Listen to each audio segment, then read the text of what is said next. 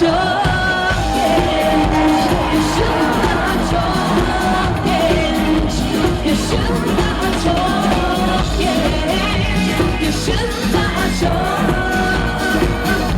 genç. Seni herkese karşı savunuyordum, yüzümü kara çıkarmaz diyordum. Gönül gözüyle baktığımda gerçeği göremiyordum.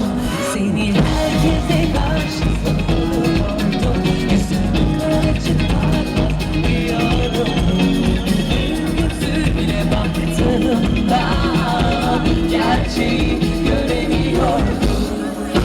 Ne yapsa göre şerbet falan filan, on lafın dokuzu yalan. Kim varsa sana yüreği inanan, intikam için gün sayıyor. Ne beddua var ne de ağır, kalmadı kimseye insafı.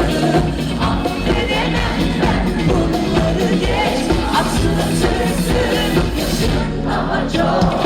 Ne beddua var ne de ağır, kalmadı kimseye insafı.